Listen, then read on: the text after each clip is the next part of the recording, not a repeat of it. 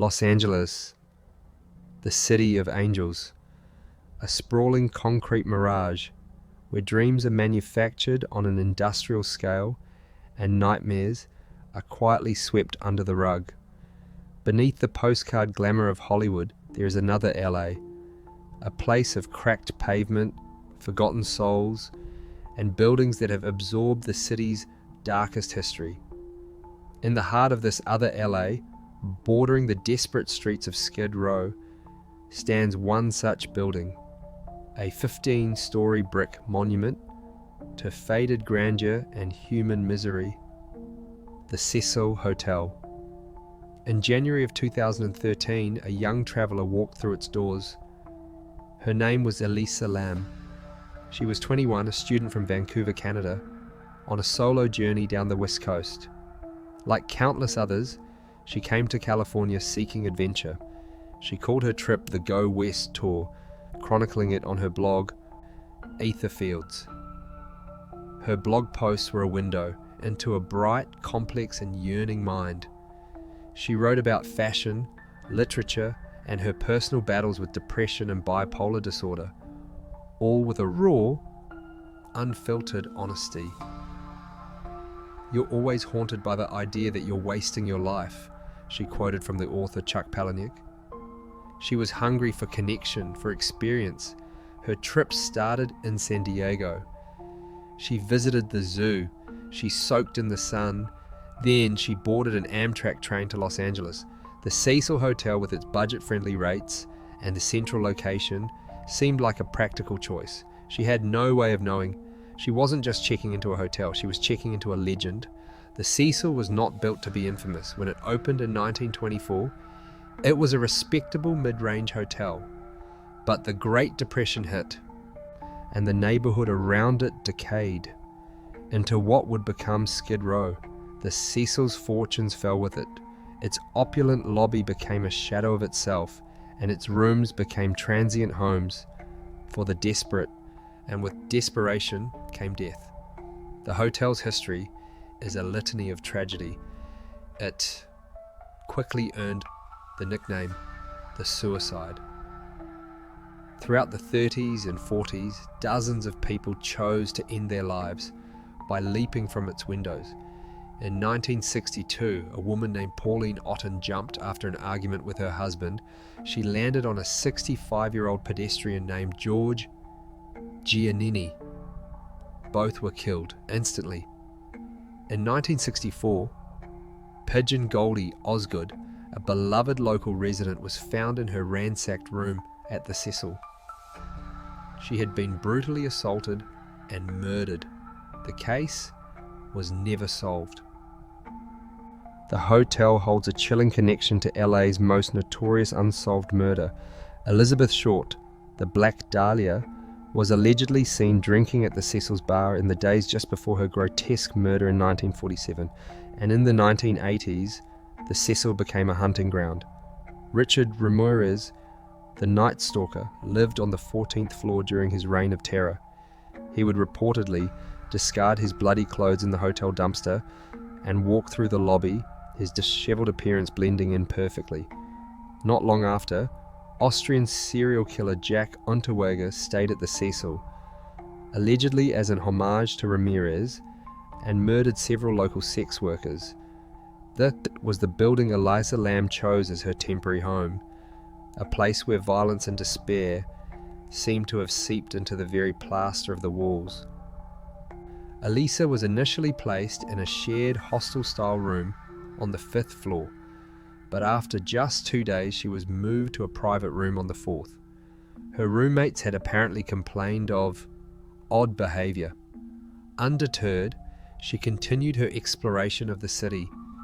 She attended a live TV show taping. She bought books at the Last Bookstore. On January 31st, 2013, she was seen at that bookstore, picking out souvenirs to take home to her family. She was scheduled to check out of the Cecil the next day, February 1st, and head to Santa Cruz. But February 1st came and went. Elisa Lam did not check out, Back in Vancouver, her parents, David and Elisa Lam, began to panic. Elisa called home every single day without fail. The silence fought was wrong. They called her phone, no answer. They called again, nothing. They immediately contacted the Los Angeles Police Department. Officers arrived at the Cecil Hotel.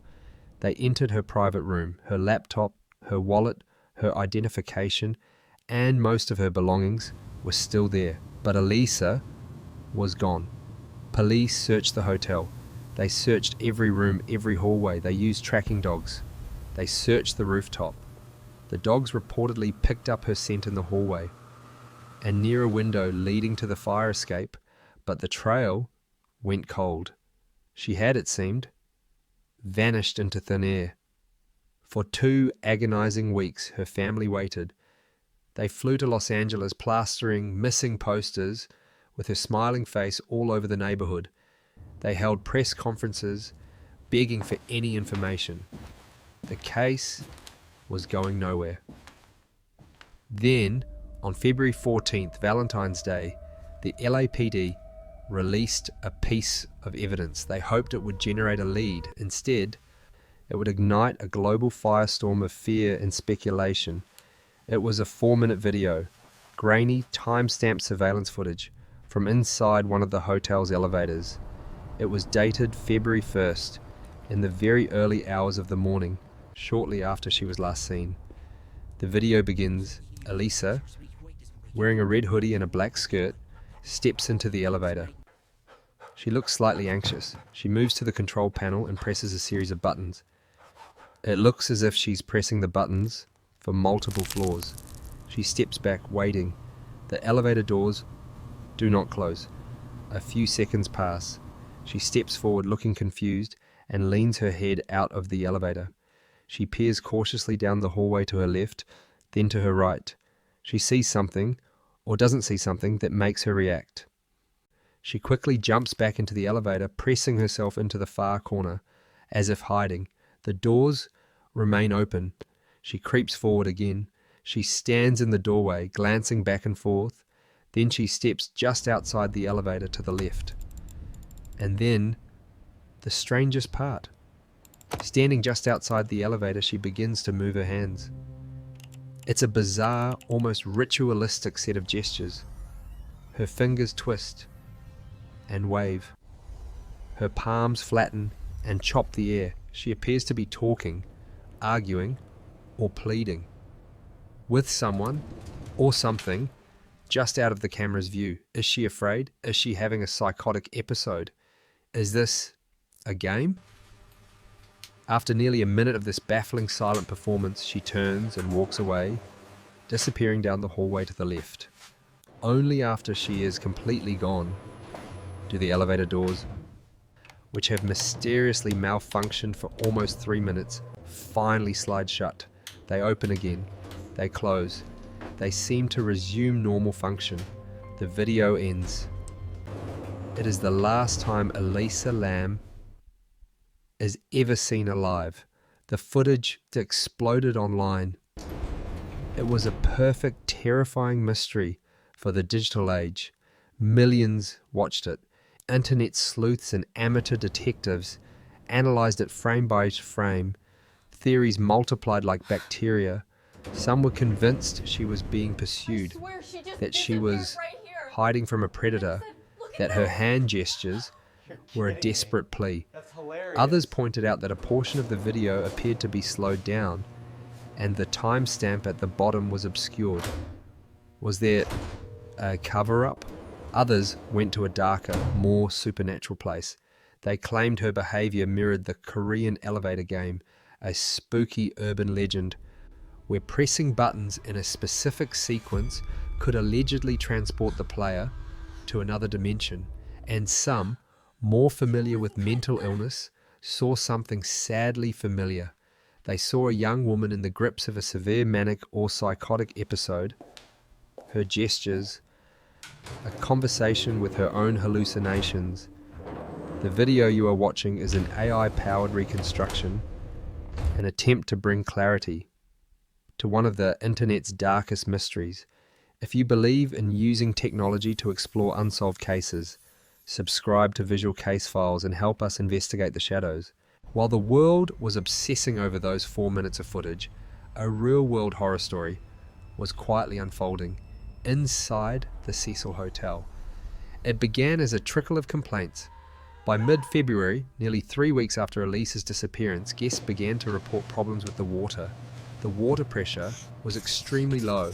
When they turned on the tap, the water would run black for a few seconds before clearing. And then there was the taste. Guests described it as strange, sweetish, foul, disgusting. One British couple staying at the hotel said, "The water did have a funny, sweet, disgusting taste. It's a very strange taste. I can barely describe it." On the morning of February 19th, hotel maintenance worker Santiago Lopez was dispatched to investigate. He took the service elevator to the 15th floor. Then he walked up a staircase to the roof, a restricted area protected by a locked alarm door. Only staff had the key and the code to disable the alarm. On the roof stood 4 large cylindrical water cisterns. They were massive, standing 10 feet tall and 4.5 feet wide. These tanks held the water for the entire hotel, for the guest rooms, the kitchen, the coffee shop. Lopez noticed that the main tank, the one closest to him, had its lid open. This was unusual. He grabbed a ladder, leaned it against the massive tank, and climbed up. He looked inside. The water was dark and still. Floating face up, naked, about a foot below the surface, was a human body. It was Elisa Lam. The scene was horrific. Police and firefighters swarmed the roof. Elisa's body was badly decomposed after floating in the tank for 19 days. Her clothes, the same red hoodie and black skirt from the elevator video, were found in the murky water beneath her. Her room key and phone were also in the tank. To remove her body, the fire department had to make a grim decision. The opening at the top was too small to maneuver a body through with the tank full. They had to drain the entire cistern, sending its contents through the pipes of the hotel one last time, and then cut a new hole in the side of the tank to extract her. The hotel descended into chaos. Health officials issued a do not drink order. News vans surrounded the building. Guests, realizing with dawning horror that they had been bathing in, brushing their teeth with, and drinking water contaminated with a decomposing body for weeks, fled the building in disgust. The mystery of where Elisa Lam was had been solved, but the mystery of how she got there had just begun. On February 21st, the Los Angeles County Coroner's Office released its official findings. Cause of death: accidental drowning. A significant condition was listed: bipolar disorder. The autopsy report and toxicology screen filled in more details. There was no evidence of physical trauma, no signs of sexual assault. There were no illegal drugs or alcohol in her system. She did have her prescribed medications for bipolar disorder, but the levels were low, suggesting she may have been under-medicating or had stopped taking them. For the authorities says the case was closed. The narrative was simple. Elisa Lam, suffering a severe psychotic episode, behaved erratically. She managed to get to the roof. She climbed into the water tank, perhaps to hide from a perceived threat, and drowned. A tragic, unfortunate accident. But for anyone who looked closer, this explanation wasn't just unsatisfying. It was borderline impossible. It left a string of glaring, logical questions that defied simple answers. Question 1. The roof. How did she get onto the roof? Their only access was a locked, alarmed door. Hotel staff testified that the alarm was in working order. No alarm was ever triggered. The only other possibility was the fire escape. Could a disoriented young woman climb 15 stories up an external fire escape in the dark, a feat of significant physical endurance? It's possible, but highly unlikely. Question 2. The tank. How did she get on the tank? These cisterns were 10 feet high. There was no permanent ladder attached to them. The maintenance worker who found her had to bring his own ladder. Was there a ladder just left there? Or did she somehow scale a 10-foot tall, smooth, cylindrical surface on her own? Question 3. The lid. This is the most critical question. How did she get in the tank? The lid for the opening was a heavy, circular metal disc. Hotel staff, including the man who found her, described it as extremely heavy, requiring significant effort to lift. How could Elisa, a small-statured woman, lift this heavy lid by herself? Especially from the awkward angle of standing on the tank's rim, and the final definitive question, how did the lid get closed? Santiago Lopez, the worker who found her, was clear. The lid was closed when he got there. He is the one who opened it to look inside. If Elisa drowned accidentally, she could not have climbed out and closed the heavy lid after herself. The official report suggests the lid may have closed on its own, but it was heavy. It wouldn't be moved by a light breeze. This one fact, the closed lid, screams for a second person. Someone else was on that roof. The official narrative failed to answer these critical questions. And in that vacuum of logic, other theories festered. Theory 1. Foul play. This is the simplest, most logical explanation. Elisa Lam was murdered. Someone, either a hotel employee with keys and alarm codes, or another guest, intercepted her. The elevator video wasn't psychosis, it was fear. She was hiding from a real person. That person pursued her, forced her to the roof, overpowered her, and put her in the tank, closing the lid to hide the crime.